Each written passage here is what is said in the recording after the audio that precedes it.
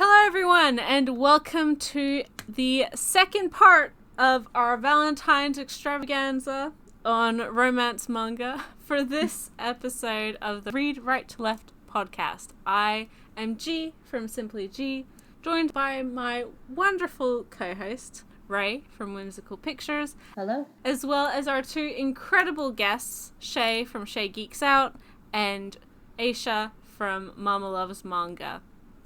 Here we'll be answering the rest of your questions. So if you didn't hear your questions in part one, we most definitely will get to them this part. And I hope you guys enjoy. Yep. If you're looking for a particular answer, there won't be time codes up immediately, but I will be putting them up in the next couple days. And now, I am going to go into non-recommendation questions. So, finally out of the recommendation woods. Okay. First one that actually doesn't have anything to do with manga. I'm just going to go in order as I see them. Mm-hmm. This is from @Takuto Anime Cafe. Less of a manga-related question, but do any of you have any special Valentine's Day traditions to celebrate the holiday?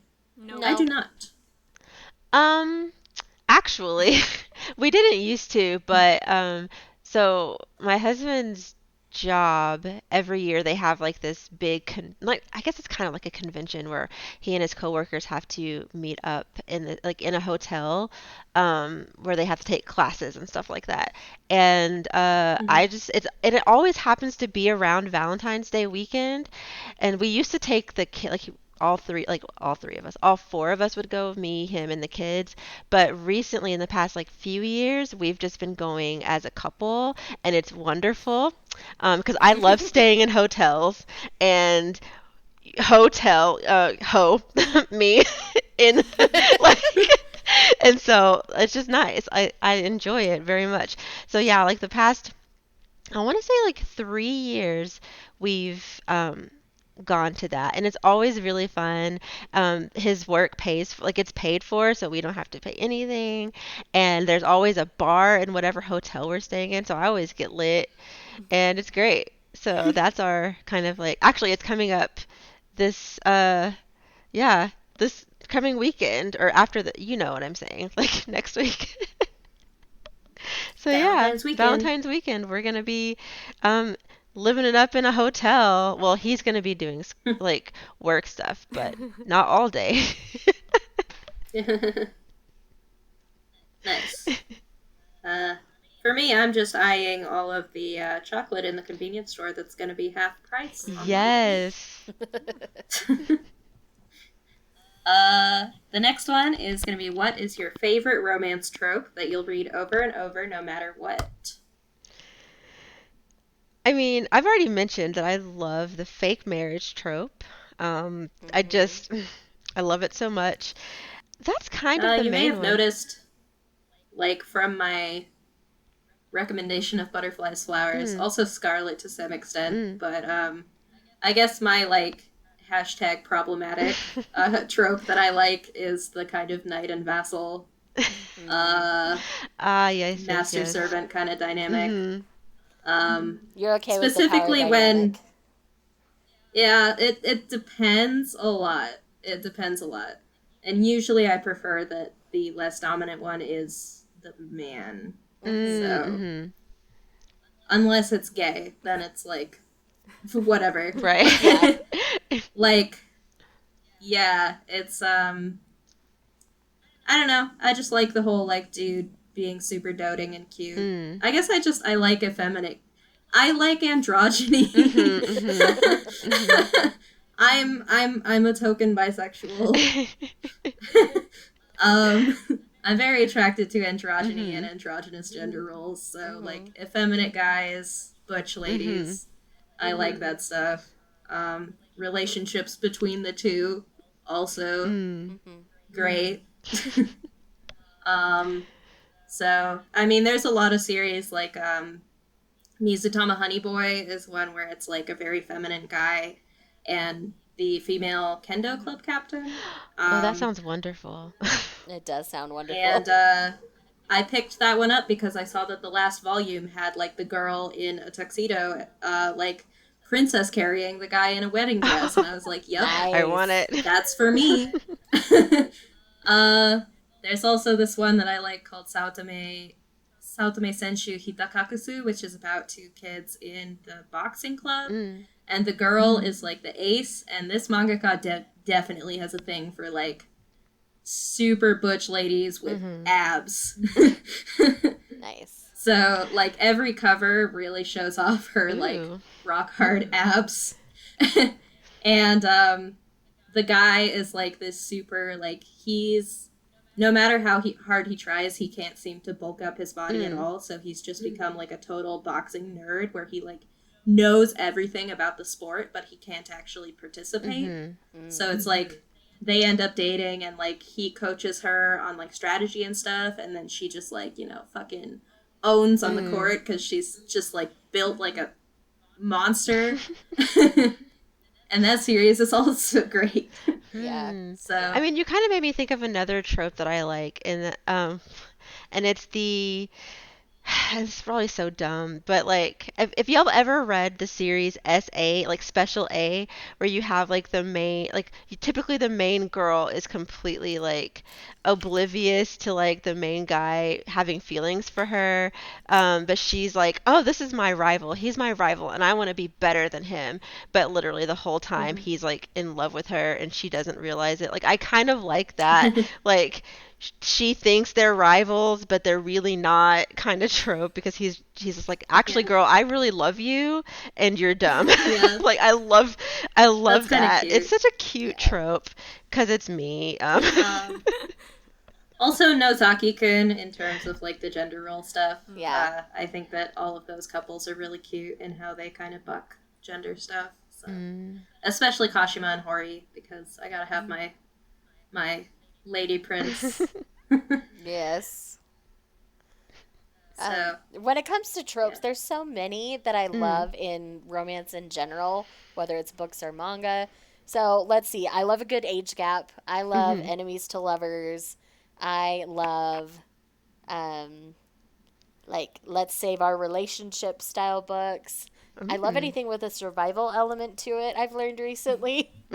That's a whole nother, like, level of weird for me. But anyway, I like when I'm okay with a power dynamic, like, where one is in, like, a more dominant role over another, like a boss and an assistant kind of a thing. Like, those tropes don't bug me. I know they bug a lot of people, but like to me they just don't. Like a recent book that I just read, it's called The Wall of Winnipeg and Me, and it's about a pro football player and his assistant. Oh, this is another thing. It's a fake marriage thing, but it's so like somebody can stay in the country. When that element is added in, I really like it. I don't know why. Maybe because I worked for an immigration like law office for almost a year, and I have a sister who's an immigrant. I don't know. It's just a thing. It's a mood. Don't ask. But it's one of those things, like, there's a ton of tropes out there that I really, really like. And it's a problem, and I know it. But there's a lot more romance that I'm comfortable with that a lot of people aren't, because I'm much more comfortable with a lot of tropes. Like, I love a good damaged hero, and he's not necessarily nice in the beginning, and all that kind of stuff. Like, Right. I'm just that weirdo that there's very much. It's very hard to find something I typically don't like unless it's rape. As soon as rape's involved, I'm out. My only one trope that I'm like ride or die with is, and you don't see it that much in manga. You don't see it much in. You see it a lot more in, I guess, like chick lit or like teen chick lit, which I don't read now, but I read a lot as a teenager. Is childhood friends to lovers. Oh my god, that's like my one thing. And in real life, childhood friends to lovers. Like that's Oh yeah, that one's a good one thing. too. Yeah. And I just adore it. I've got some excellent book recommendations for you. I'll give them to you off the cast, but good. yes, I've got a lot. That's that's just my thing. I like the they've known each other forever, and so they understand each other, and then and so of course they're in love. Like that's just that's in real life that's not like no. I know that's not how things work, but fiction. No, but I was thinking that it's interesting because that one I feel like shows up a lot more in shonen romance manga than it does in shoujo. Yes, exactly. Yeah. It's so true. Yes. Oh, I guess there's another trope that I love that it's second chance romances. Yeah. I really love those. In terms of just in general, where it's like people who like date in high school and then they break up, and then as adults they get reacquainted and they try their relationship again and it ends up working better. So actually, fix their mistakes related to past. both of those tropes, got a title for you guys to start pushing on the polls. The recommendation things is the new one from Aya Nakahara, who did Lovecom. This is called, so you might know the term for childhood friends is osananajimi in Japanese. Yeah. I didn't know that. Now you know. But this title is called otonanajimi, so it's a combination of otona, which means adult, and childhood friends. So it's basically, a romantic comedy about two characters who were childhood friends and are now meeting again as adults and trying to figure out how a romance might work between the two of them. So, ooh. From an author with a good track record, because Lovecom is really sweet. Yes. Mm-hmm. Yeah. And this is a Josei series. Keep an eye on that. Oh. I'll have to have you type that out to me later because I'm totally going to do it. It sounds right up my alley, and I'm just like drooling over here.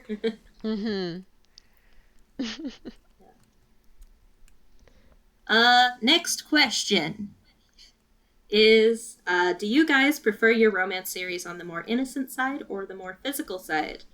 Also love to see so many voices in one cast. Thank you. That is from Lythus. Oh, hey! Hey, Lythus. Hi, Lythus. I'm sure we all love your videos. Yes. So this is true. So I'm just gonna go ahead and say I mean, it depends on my mood, but I definitely. I mean, I'm a perv, so I definitely prefer the more physical stuff. If it's gonna be not physical, then the story has to be like really, really, really, really good or interesting. But when there's smut involved, I will read almost anything. For me, like, oh, there's like when I hear this question, I'm kind of like, I think it's a bit of a false dichotomy to me.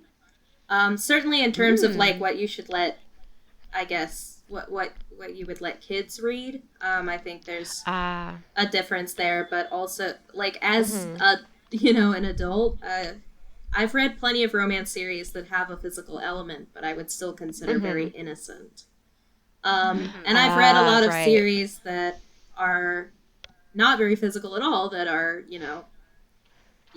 like Vampire Knight or something, that are super smutty. And not innocent. So it's like, to me, I don't think that just having an element of like adult intimacy in a series is enough to make it not innocent to me. So I would agree with that completely, because sometimes there are romances that have a good smutty element to them, but really they're like so innocent and pure that those moments that just end up being really sweet, not like super sexy. Yeah. And so there's that like difference of like sexual content and like just sex. Like going back to that teacher, Yuri, we do have like, their first time is in the first volume. And it does get, it's not super explicit, but there are boobs. And the whole thing is just a continuation of what is a very sweet, very wholesome and innocent romance between these two young women. They're both experiencing first love. They're both experiencing sexual attraction to another woman for the first time. And, like, it's just a very natural extension of their relationship because they are adult women and, you know, that's just what relationships are for a lot of people who aren't asexual, you know.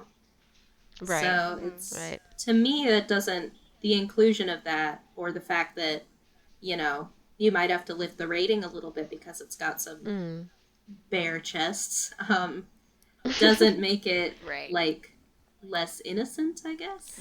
Right. I can see that. I think of it as just how it's depicted. So like for example, in hentai typically, like this like the relationship itself could be quite sweet.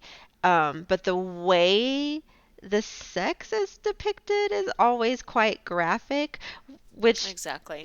which in real life it is graphic, and again doesn't really necessarily make it impure, but I guess just as far as um like you were saying, like the rating and things like that. Obviously, like hentai is not going to be rated like, Well, I just feel like you can PG. have something that's M rated that is hentai and Hmm. something that's M rated And that still sweet. isn't. You Right. know? Yes. Yes. Yes. Yes. Exactly. Yes. Some books are Absolutely. published to be tittillating, and some books just Hmm. have relationships between characters who have sex. Right. Exactly. Right. So, I'm going to use romance novels for an example for this one, just because it's easier for me to describe that way. Mm. I'm going to use two specific examples. So, on one hand, we have Well Met by Jen DeLuca. This is a really sweet, on the more innocent side, adult romance about two people, two adults who meet, um, setting up for a Renaissance fair. I watched your And video about that. it's really good, but it's really on that innocent side. Even like the sex scenes that you get are on the more innocent sides. After like the first one, I think they're more fade to black after that. And then you've got, on the other hand, you have things like Fix Her Up by Tessa Bailey, which are extremely explicit, lots of dirty talk, very sexy, very sexual, a lot more graphically sexual scenes, but they're categorized in the same spot in a bookstore. So it's one of Ah. those things where they're both considered adult romance. So they're going to be in the same section, even though you get completely different types of content. And so for me, it just depends on my mood, like with Aisha. And it's just one of those things where it's like, sometimes I want something sweeter and fluffier with a little bit of sex in it, and then there's other times where I want that dirty, filthy, like sexy smut. Cause I don't mind dirty talk. I'm a girl who likes that in the bedroom. TMI, probably. Same girl. But it's just one of those things where it just depends on my mood. Like, that's a really hard question to answer because there isn't a definitive answer for me. yeah, same. I think, and I totally agree. I think that, but there's also, like, for me, there's an element of a lot of, like, if we're talking about shoujo manga, like the very sweet, innocent, like, Kimi ni Toroke yeah. kind of stuff, which does, at the end, have a fade to black, like, sexual element to it, just by the way, as well. But that, like, if it gets too long and too drawn out, that's kind of where I tap out of it. Comparatively, like, for, and this is one that isn't, like, it's probably not the most typical romance manga, but Devil's Line, which does have romance element, like, first and foremost to that, that does have very frank discussion of sex and sexual stuff, but the relationship there is quite innocent in a way as well. But there's a lot of stuff going on in Devil's Line. Yeah, it's not just romance. It's not just But, like, the romance, I think, in that one is really compelling. It has a good forward momentum to it. It grows a lot, and I think it handles a lot of topics and issues that couples face or need to discuss and talk about, but aren't really and I feel like doing in manga and media in general. Even though the characters are kind of innocent in a way because of their particular circumstances, particularly Anzai, they do feel like, you know, adults talking through relationship issues and sexual intimacy issues. Yes. Compared to throughout the whole thing. Compared to a lot of teen, like My Love Story or Community Todoke, which are all lovely, but there's sometimes I need a little bit more of a hook in a story like that than just like, oh, we're gonna blush at each other from afar for 15 volumes. Yeah. And then confess. I mean, I would say, like, I love everything about Devil's Line. It's honestly one of my favorite series at this point. But I feel like even if it was just a romance series between those two, I would still be compelled by it. Oh, yeah, absolutely. Like, I think the romance in that series is what, even though it kind of, the first volume, some people complain that it is kind of, again, like Twilight-y.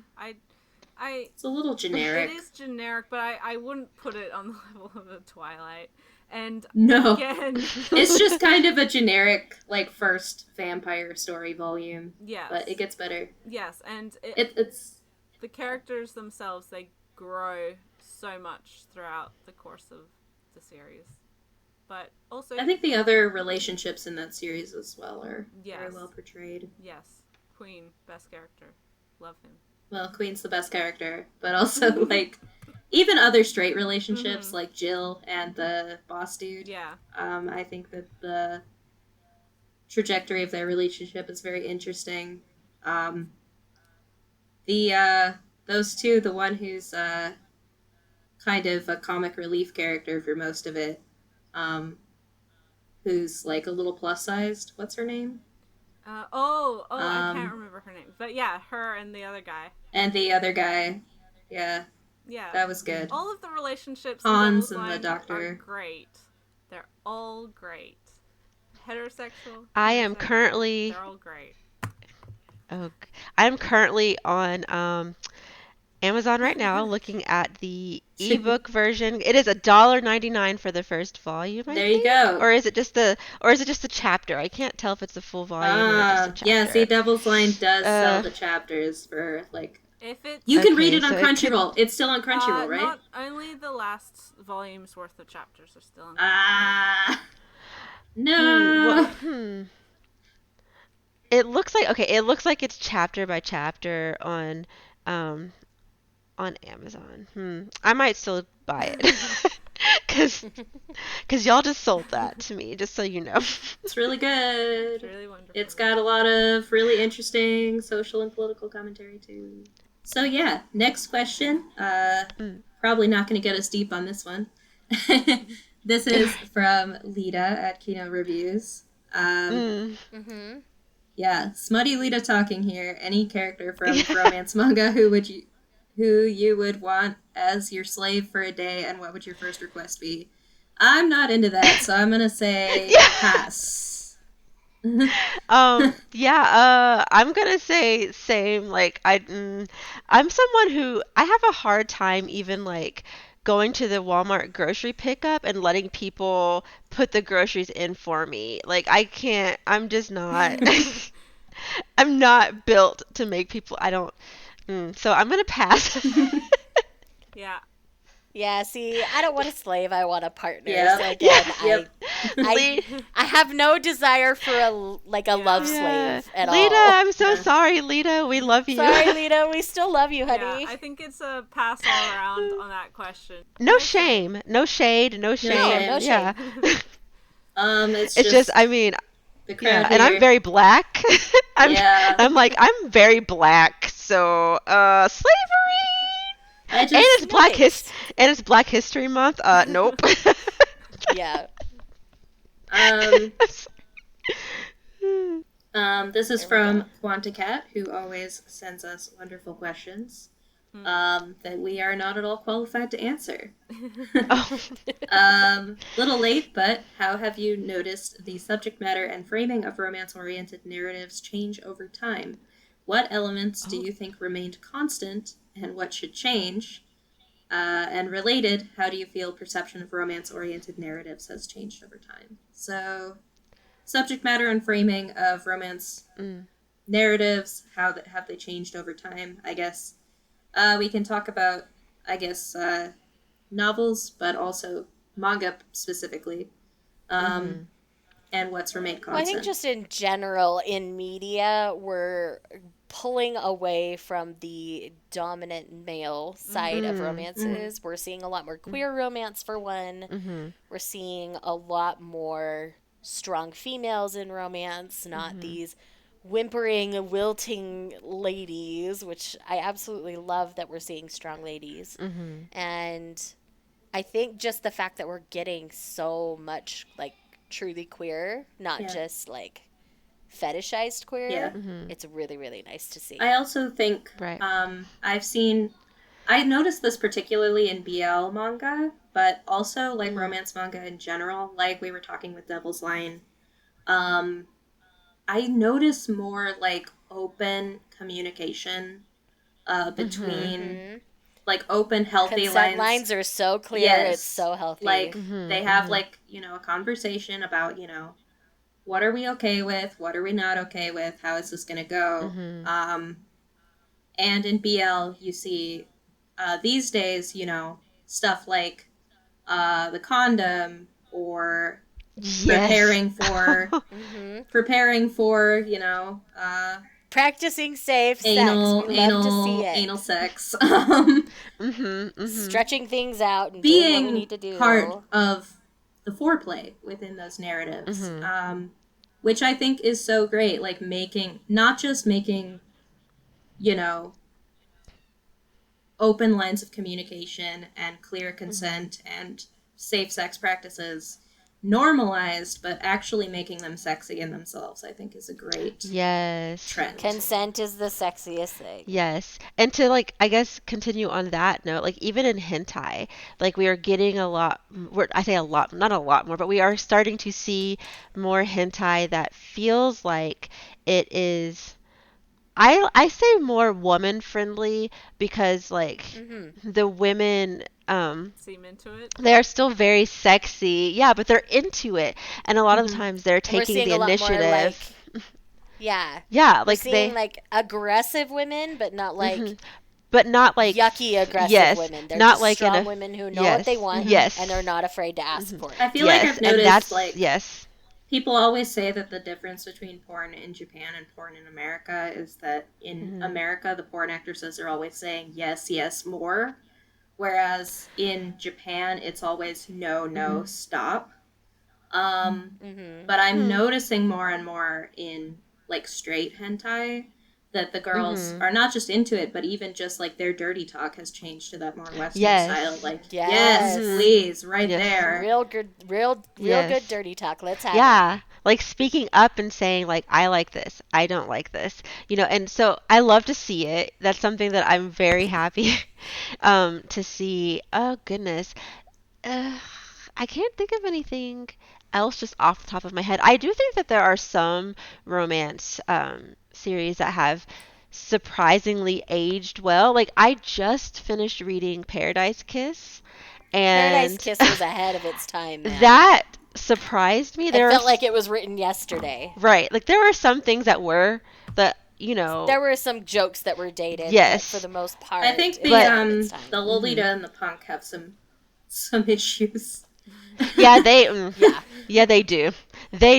I was so disappointed with that part, but as far as like the main what is her name? Yukari and George. Yukari and George and the guy that she actually I don't want to give spoilers. So anyway, but even their relationship, as maybe not great as it was, they still managed to like kind of have conversation. Like for that time, I was just like very shocked at how well done that relationship considering it was 20 years ago. So like, what, 1990 or no, just 2000? It's still way ahead of its time. Yeah, I'll say that I was impressed. Neighborhood Stories is the same way, as well as Nana. I think Nana has a lot of like desperately unhealthy relationships, but they're never really. Fans might romanticize them, but they're never romanticized in the story. They're not. The framing makes it clear that this is not healthy. I think this is not one of the most compelling dynamics in that series is actually like one of the most openly like villainous and awful ones. I like that kind of complex and nuanced portrayal of those kind of abusive dynamics, because I feel like it's not usually, like, I feel like portraying it as 100% clear cut kind of diminishes the survivor in that situation, and often leads to a lot of victim blaming when people stay in relationships like that, or, you know, when it seems like people are making choices they shouldn't be, but it's like you don't know the whole situation. So, Right. yeah. Ayaza was really good. Yeah. Yes. Yes. And always has been. Mm-hmm. How do you feel perception of romance-oriented narratives have changed over time? I don't know. People are still like got their like panties all in a bunch about shoujo manga. So. Yeah. Yeah. Right. I've been a part of too many like Twitter arguments that I didn't want to be a part of. Like, you know, I just like made a statement like, "Hey, by the way, shoujo does not necessarily equal romance, you know, but and there are a lot of other stories that are not categorized as shoujo that have romantic elements." And then literally somebody was like, "But it has it's a romance because it has romantic elements." And I'm just like, if you do a quick Google search, and sir then or on, madam, or like on the other end, it's like they'll read like quintessential quintuplets or something and be like mind blown, Right, because and that's it's so like romantic. shonen romance. Oh my god. It's so obnoxious. So I think that, I mean, I had like a whole Twitter thing talking about the fact that like you know, there's an attitude toward romance where if you read it, you're seen as lame. Oh, you're so lame. And if you're a guy, like guys are not really like guys are more likely to find out that it's romance and be like, ugh, I don't want to read that. You know, whereas women what will it's the totally fine boys for think women. of me? Right, right. Oh, I don't want anyone to, and I'm not trying to say that, you know what, there are some women that definitely purposefully don't read romance because they don't want to be seen as girly, and that's fine. If that's you listening right now, you do you. I'm That's not. okay. We That's still love okay. you. I still love you. But please, please, there is a romance out there for everyone. Yeah. Like, I mean, don't, just like in don't, general, don't make it a weird gender thing. Yeah, yeah. Like we all, like all human, well, not all human beings. Some human beings are not into like, they don't want romance, like you know, they're aromantic and things like that. But a lot of us really do love romance, you know, we love to see it. And I mean, if you're in a relationship in real life, why would you not be okay with reading it in a manga? Like, it's just weird to me. I've seen plenty of dudes be like, "Oh, I love my wife so much," but then also say, "Ugh, romance is gross." And I'm just like, okay, your wife must be Well, very happy. I can say that in literature, it's not so taboo to be reading a romance out in public as it used to be. Like, everybody used to have to, like, hide their covers or just be seen as that person who's basically reading the female version of porn. Like, a lot of those stereotypes have gone away, and I'm really happy to see that. I wish we could get that within manga in the US specifically. I just want demographics to totally be broken down and for people to just read good stories that they're interested in. I mean, I have worked very hard to recommend certain series to guys who are like, "Okay, I want to try shoujo. What should I try?" One of my biggest recommendations is Requiem of the Rose King, because the romance factor is on the lower side, but it's got that rougher, gritty style that the guys tend to like, and that's a really good gateway for them to be open to trying things. And G's the one who got me to read that one, so. I also think that the number, maybe this is getting too controversial, but the number of people who read My Love Story and are like, this is the only shoujo manga I can get into, kind of makes me a little sad, because the thing that differentiates My Love Story from other shoujo is the gender of the protagonist. Ah. So it's like, Other than that, is exactly pure Yeah. shoujo, so high it's school kind shoujo. of, I've run into this with guys in real life where it's like, I had this whole ass conversation with a guy where he was like, I can't see women as role models, as they're always women first. And I'm like,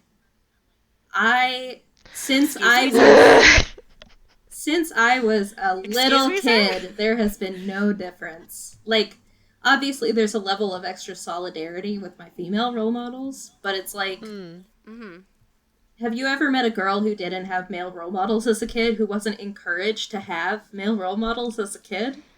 Like, Right? Right. you know, it's, if you're looking at women and seeing not human, not person that I can relate to, but woman, like, you need to check yourself. You got an issue. And realize right? that we are not socialized to feel that way about men. And maybe you should think about Right. your socialization and why you feel like you can't relate to a female protagonist in the same way you can to a male Ooh. protagonist. Girl, you're just oof. That Preach! Spill that tea! We're That here was for it. a word. And I again, have like a I lot of mentioned feelings. that yes, I love it. I mean, honestly, like I mentioned earlier that I'm part of like a lot of intersections. That makes me think a lot of like being a black person and how like Yeah. there are literally people who are like, I can't relate to this character because they're black. And I'm just like, Yeah. what? They Or, have like- like their same socioeconomic background as you. How Yeah. can you not relate? Or Yeah, like so queer it's- people, like I can't relate to Yes, a queer romance. because they're yeah, it's like what why can't you I just but me being a black woman who is also queer, like I was socialized to be able to literally like empathize with everyone. Like, you know what I mean? Like, I had to empathize with white protagonists or straight or male or whatever. Like, I don't even know what I don't know what it's like to not empathize with people that aren't like me. Like, I literally have never had a moment to, like, the chance to not be that way. Sometimes I wish I could be like some of those dudes and just be like, actually, I can't relate. Sorry. Fuck Ew, you what, all. men? Like, I guess I do feel like that sometimes. Oh man. Oh, that was so good, Ray. Oh, Yeah. look at me. I think we all know where I stand on this. I've been Yes. cancelled on Twitter Yes. too many times to like get it. You, Oh my god. girl, you really have. Well, let's I've- not get into the girls who only read shoujo debate either. Oh Because gosh. Yeah. Anyway, I'm gonna That's, keep my mouth shut, but I have feelings. Yeah, so I I'll tell don't- you guys off air. I've muted Okay. all of them. Yeah. We have talked about that in our digital manga Woo! podcast. Please check out Yes. our digital Mhm. manga podcast. Yes, you have. Yeah. Anyway, okay, so I know we'll get a variety of opinions on this one. This is also from I'm sorry I broke up your questions 365801 because one of them was recommendation based and the other one wasn't. It always seems to be a contentious issue. What is your opinion on age gap romance? Is it a trope you enjoy or hate? Any examples of both? Yeah. I made it very clear earlier. I like a good age gap, but there are age gaps that make me feel icky. So I don't love every age gap. I'm going to make that very clear. There are some that I really enjoy and others that it's like, yeah, I'm uncomfy. I'm not going to read you. Right. I have been very vocal to the point where I've had people like I've had not even people, a person on my YouTube channel like comment and say, "Can you make a separate video about this because I'm tired of hearing you mention this every time." But I was just like, "Wow, first of all, it's my channel. Unless you want to edit my videos, bye." But anyway, so the thing is that I'm not a fan of age gaps, but specifically age gaps between like a minor and an adult. Like so if one person is 20 and the other person is even 30, like is that my cup of like would that be my life? No, but I would still read it because they are both adults. Like I mean, and even that kind of is like a gray area. But adult people with an age gap, I'm not as I don't mind it as much. But Yeah. like when it's like if a person is in high school and they are like and they are being actively pursued by someone who is like I would say kind of later college. Maybe like not if they're not a college freshman, if they're older than a college freshman, then I'm kind of looking at you like, and it's not even because I think it's gross, because I know like it happens in real life all the time. Like my my in-laws, there is a very large age gap between them. Like my mother-in-law, I think she was like 19, and my father-in-law was like, I think he was like 30 when they got married. And if they Yeah, I was didn't, gonna say my yeah, grandparents were 11 yeah, years if apart. My they grandma was and 19, and my my grandpa was husband, 30. right, And yeah, they'd been dating for 3 years. My grandma was 16 when they yeah. first started I dating. mean, if they hadn't have gotten together, my husband wouldn't exist. So I do tease my father-in-law. I was like, Poppy, you were gross, Robbing the but cradle. yeah, but like, so I know that it does happen in real life. Um, Hmm. but someone had mentioned they're like, well, it's fantasy, blah blah blah. And I'm like, yeah, it's fantasy, but I should be able to read the fantasy that I want to read, and I just don't personally um, like age gaps between like very young people and someone who's much older. Like if you're more than like I would say 2 years is kind of like for me because of like possible power dynamics and kids.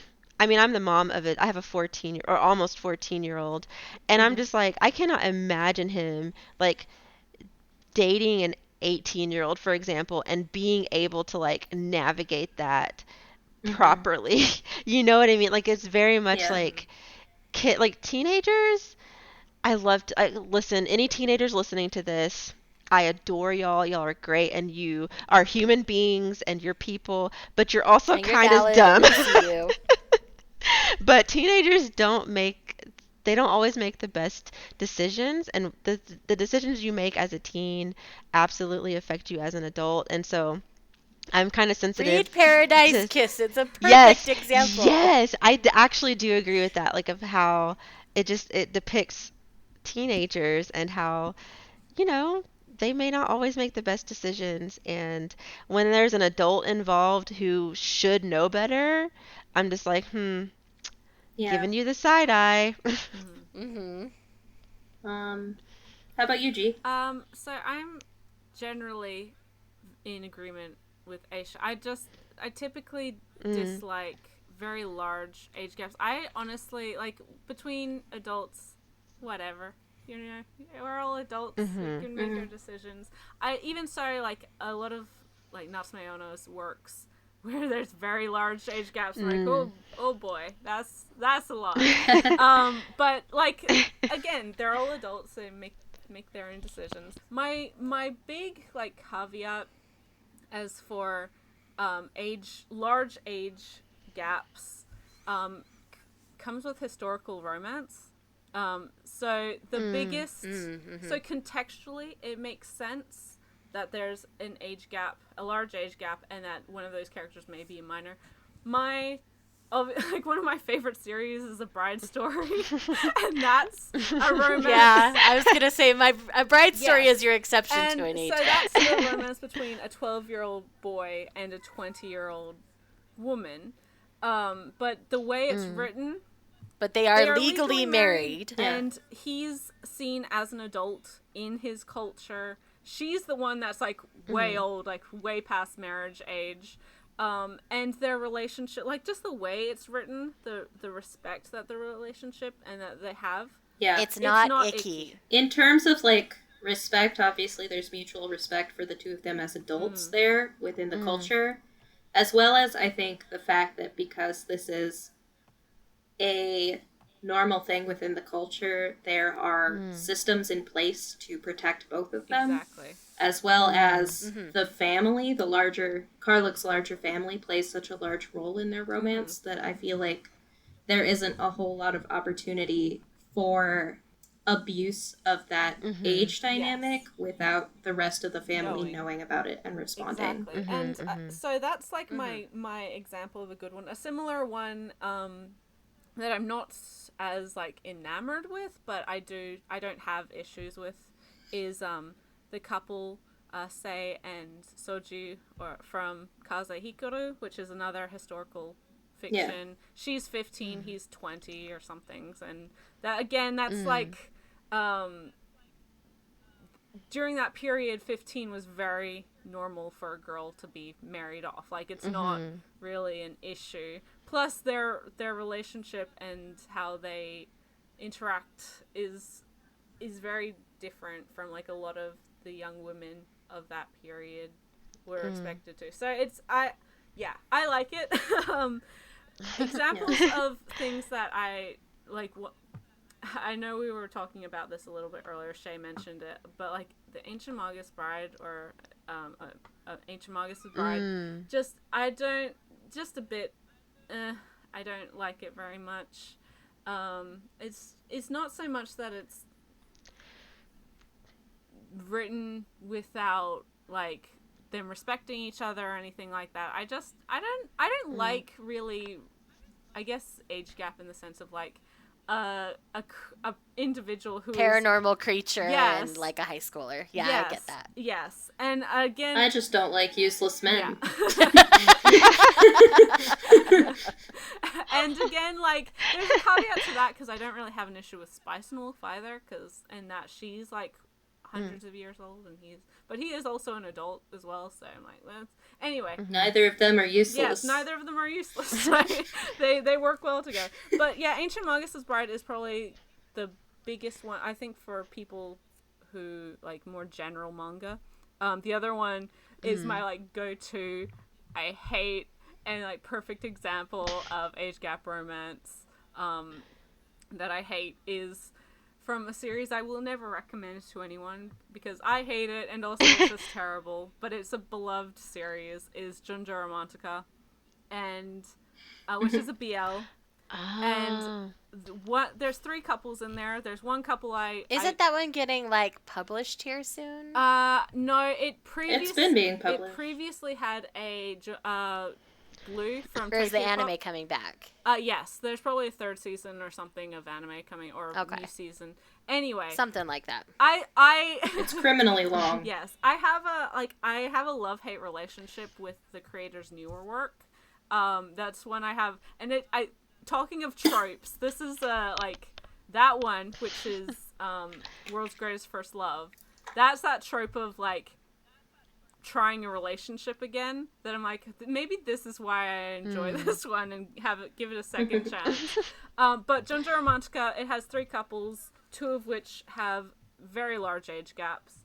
The worst one is the Junjo terrorist couple, where it is a 34-year-old university professor who is recently broken up with his wife, or is divorcing his wife or whatever, and his wife's younger brother basically like comes into his life and is like, I'm in love with you, and basically you don't really have a say in this. He is 17. I'm like, nope. Nope. That's wrong. Yikes. Grace. That's double. Get me away from here. That's twice the age. Literally... Yes, exactly. And there's points, because and don't ask me why, but I've seen the 2 seasons or whatever of anime that previously were released, and this kid, like, he went to school there's a whole arc where one of his friends from Australia, because he went to school in Australia for a while, comes to visit, and he's like, yo, your relationship with this guy is pretty fucked up, and he's like, no, it's not. And I'm like, yes, it is. Listen to your friend. He's being a good friend. Yes. Also, the main couple in that one, there's a 10-year age difference. The guy, like the main character, quote unquote, is 18, and his boyfriend is 28. And the only reason they're dating is because the 28-year-old was in love with the 18-year-old's older brother. Yet again, all these brothers. And the Yeah, brother, the whole incest thing, that's a trope I don't do. yeah. But the brother got married, so like this guy never confessed, so he's heartbroken. It's like a rebound, obviously. And I'm just like, this isn't. Why would you want to read this? And people are like, it gets better. I'm like, I don't know. No, thank you. I don't care. Yes. So don't read Junjo Maharomantica. Yeah. Noted. Noted. Oh my gosh. As for me, I'm kind of in the same boat with Aisha. So I don't. First of all, age gaps for me are not like a kink. I'm not into them. So it's like, even if it's between two adults, I'm like probably less likely to pick up the one with a big age gap over something where the two characters are similar in age. For me, it's like, I prefer to read about two people who are dealing with similar life stages over two people who are like in vastly different stages of their life. But it's like, I won't like not read a series about two adults who are different in age. It's not really a problem. It's just not something I'm drawn to either. It's like neutral, right? I know my opinion's unpopular. It's okay.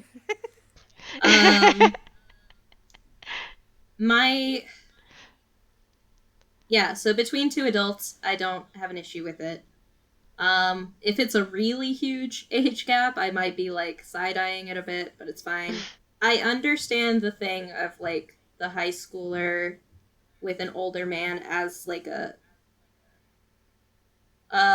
trope or a kink, or a, like, I get the fantasy, I guess. My thing is with, as a teacher, with the target audience. So, and as an ALT especially, I don't really want to get into it, but there are a certain subset of guys who get onto the JET program and come to Japan to, you know, find themselves. There are guys who come and are very fetishistic towards Asian women.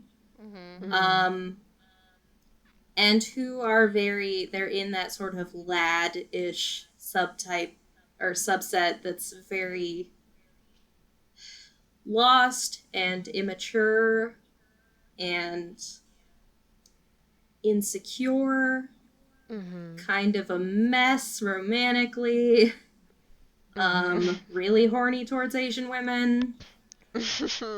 And the number of men of that type who I've seen become ALTs and either just fetishize high school girls, not even just high school girls, because we're all junior high ALTs and elementary school, so third year junior high girls as well, even, which is 9th grade. So these girls are 15. Making weird comments about them.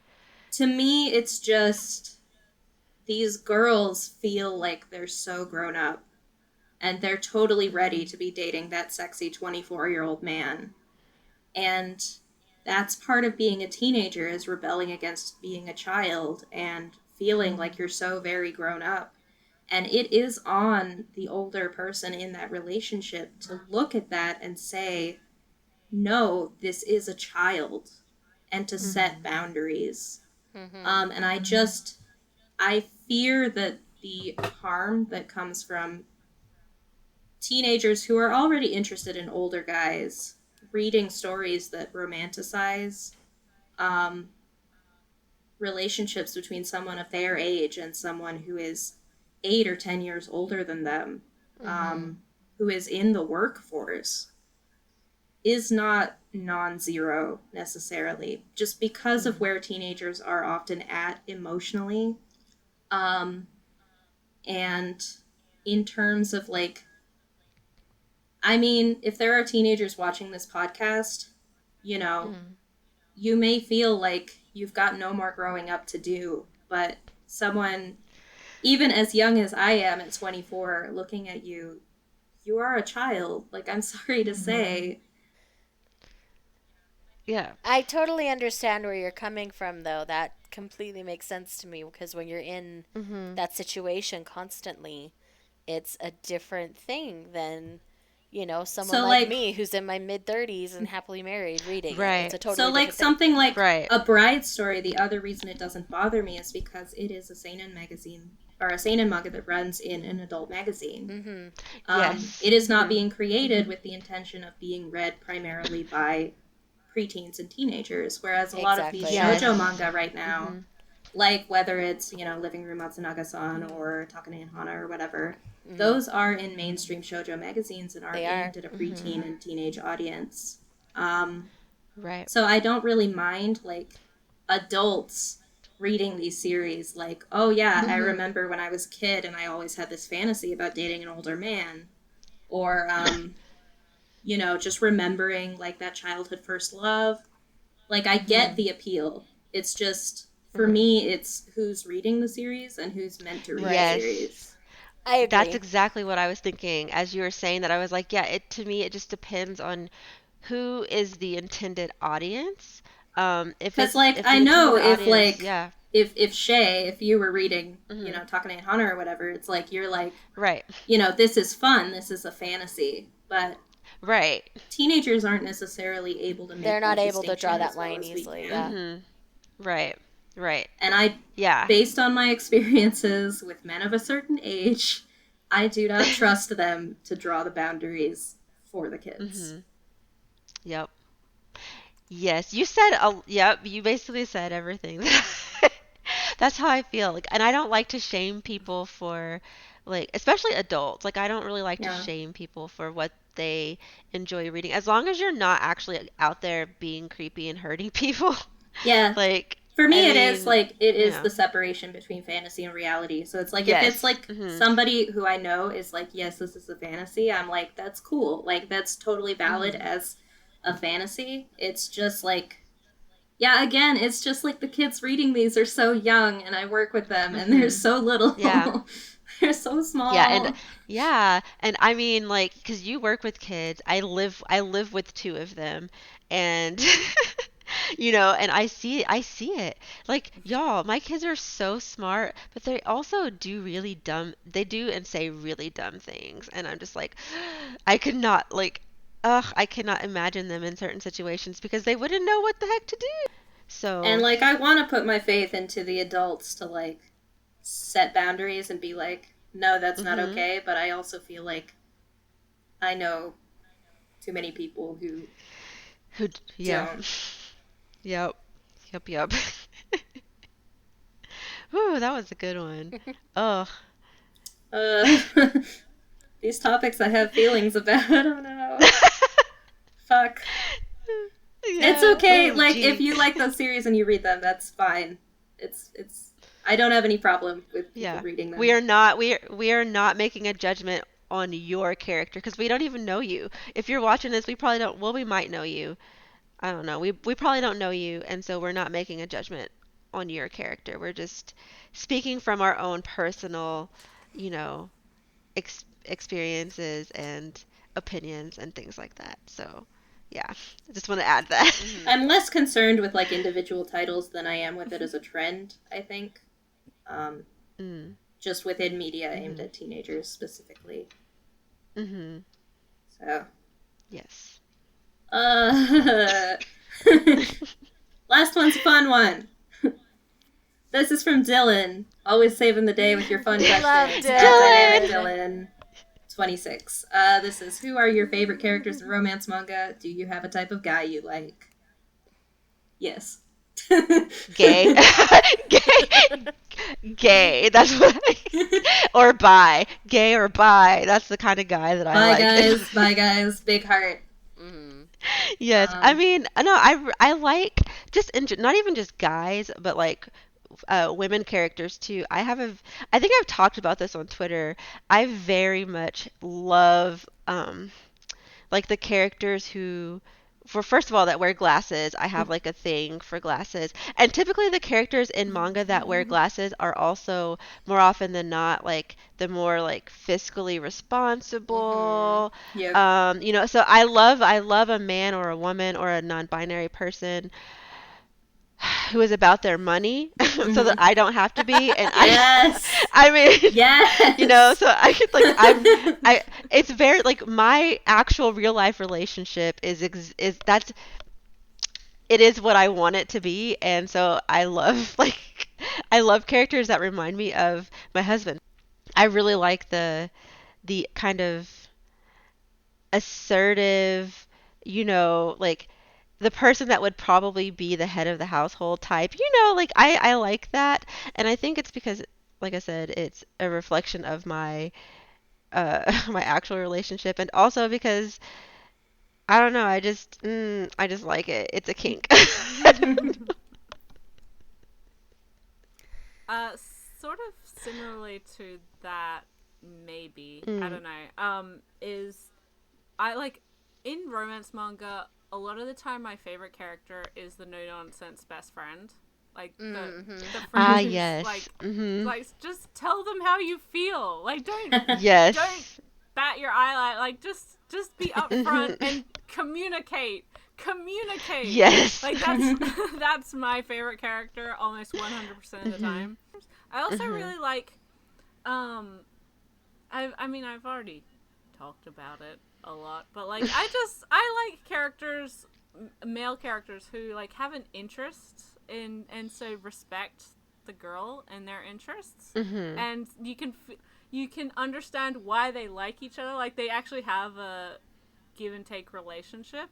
They're both mutually, I guess, invested in it insofar as like even if they don't have the same hobbies or something, they care about that person enough to like want to hear them talk about it, which Yeah, they're supportive. exactly. Yeah. And that like okay, spoilers for this series maybe, but that's why my favorite character was in the series Kiss Him Not Me was the senpai character, her like the her club member character, because he was always like actually that both of them were both like actually interested in He actually had each intelligent other. conversation with her. Yeah, I agree. Yes. Yeah. And also he just liked her for her. He didn't, you know, he wasn't entranced by her magical weight loss. Right. And Yes, just got because he liked her interested. before. Yeah, Exactly. exactly. And that's why like I was rooting for him the entirety of that series, because you feel like these characters actually care about that person. And a lot of the time, unfortunately, when we're in like reverse harem or even harem situations, those characters don't, I guess, quote unquote win. They're just kind Not of typically, yeah. it's normally like the character with trauma or like some dark backstory, Yeah. or whatever is the end game romance, which is sad because I like the other one. And see, Yours I'm the tortured one that yourself. likes the soft boy in the corner typically. So I'm like a huge Sheena Soft fan. boys. I was rooting for Zen the Panda Man in Dreamin' Sun.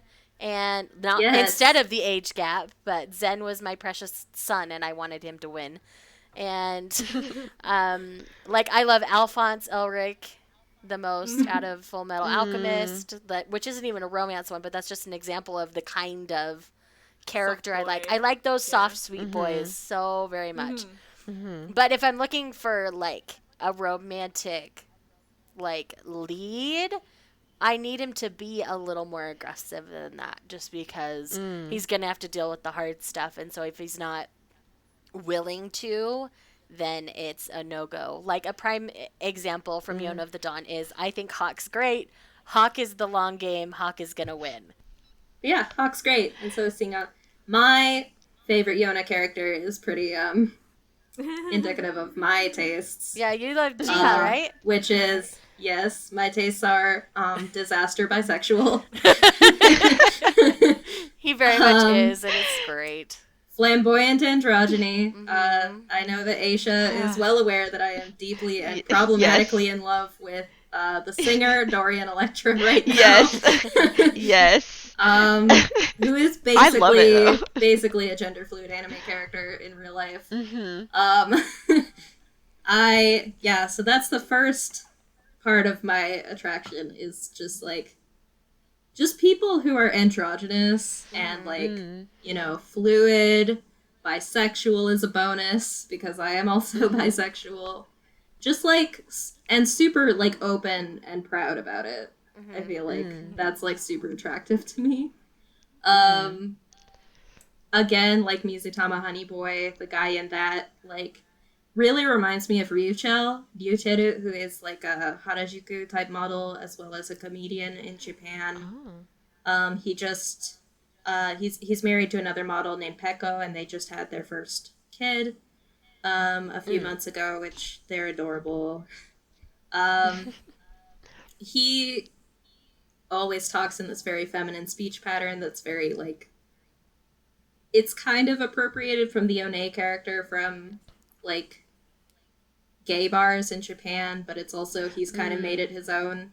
And the character in Mizutama Honey Boy is very much an One type of character, but like a straight guy, which is disappointing. He should be bisexual, but that's how I feel about every character, so. But he's just like, he's so like feminine, and he just owns it, and he's super popular just because it's like, even though he's like flaunting these gender norms, he's just like, he just like owns it so hard that like nobody could possibly like object to it. They're just like, this is him. Which that's super sexy to me. As well as the other, I guess, more typical side, I guess, would be in both men and women, I tend to really like majime type of characters. Majime means like serious, but it's like got a positive connotation. So you see these characters in anime a lot. I feel like this type of character is not attractive to a lot of Western people. But just like, they're super no nonsense, straight laced, serious, like whatever they do, they're gonna do 100% whether it's like studying or, you know, work, they just like have this really strong work ethic, which is really sexy to me. I guess like Saber from Fate would be a female example of that. Male would be like Anzai from Devil's Line, definitely fits into that type of character. Let's see, who else? I'm thinking specifically of Hades. I keep talking about series that aren't translated into English, but Hades from Colette Decides to Die, which is kind of in the vein of like Ancient Magus Bride or Snow White with the Red Hair, in being kind of a light fantasy romance type of thing with, you know, a human and a supernatural creature in this case. So in this case, he's the god of the underworld. And she's like an herbalist. And it's just, both of them are really great because they just both have this really strong work ethic, and they really respect that in each other. And I love that a lot. And I love that Hades is like, he's very serious about, you know, the stuff that he's passionate about, which a lot of times is his job, but it's like he's also fully capable of being very sweet and romantic when he wants to. And he is very, I think, you know, he's open about his feeling towards Colette, and Colette is open to him. So I really like that dynamic a lot. Right. And yeah, I'm just, I guess it's not so much like the financial aspect or the assertion. I don't really like super assertive guys. If it's my anxiety, I don't know, but I just like, I'm like, step off. Yeah, hello, I've got my own life, so. I'm not attracted to like assertiveness in men or women. But I am attracted to people who take things seriously, I guess. Yeah, like a steadfastness. I always think of um like Haruhi and Kyoya from Oran. Like those are Yes. two characters Choya that, also. yes, like they just really embody like Someone you my can count favorite kind on. of. That's Oh, what you're looking also, for. Yes. clown on also. Yes. So, I really like Noah from the case study of Vanitas as well. Oh, So I completely agree. he doesn't have the smart thing, but I love that he's just always 100% into whatever he does. Yeah. He is like, he's got that slender, like, Ikemen aesthetic, but then he's also, like, powerful himbo energy, and I appreciate that.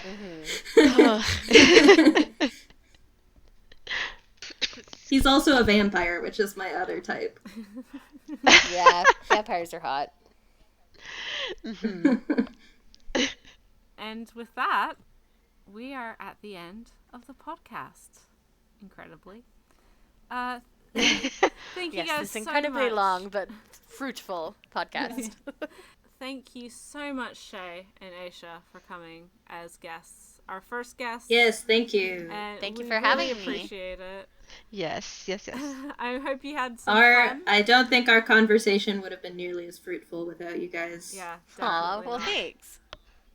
Yeah, thank you for having us. I hope you had some fun. I hope you enjoyed chattering with us and answering some questions.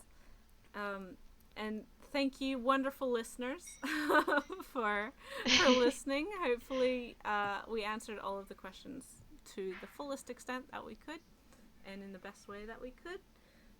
Hopefully you have some nice Valentine's-y titles to read for the Yes, remainder of happy February. Valentine's Day. Yes. Let us know your thoughts on any of the titles that we talked about today as well, or if we didn't talk about a series that you absolutely love, let us know. Otherwise, next month is highly Finally. anticipated. We had to move it because of the Rose of Versailles, but I think you already have your copy. Yes. I don't yet, but it is in the mail, so I will have it soon. We felt it was absolutely essential to have the Rose of Versailles in order to talk about year 24, so finally, next month. Finally. Thank you, Udon. At long last. After 5 years, I can now say I can hold Rose of Versailles in my hand, which is incredible. And so next month we are going to be talking about all the wonderful women of the year 24 group, many of the manga that we have in English, plenty of the manga we do not have in English.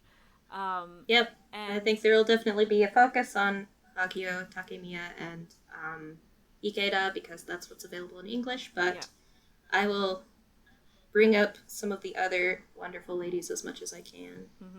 And just their incredible impact on manga in general, but especially shoujo. Just what they've done for the community. If you have any questions about that, I will, as always, have a tweet about it leading up to the podcast.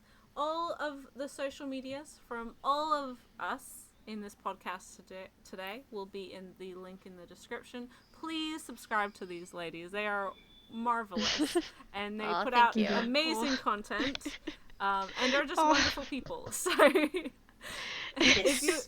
if you enjoy them, both Shae and Aisha have YouTube channels. Shae is at ShaeGeeksOut. Aisha is at MommaLuvsManga. They're both also very active on Instagram, which are not things that I'm active on. So follow them there as well, and of course on Twitter too. And with that, I think we can say goodbye now. So Bye. Bye. Bye.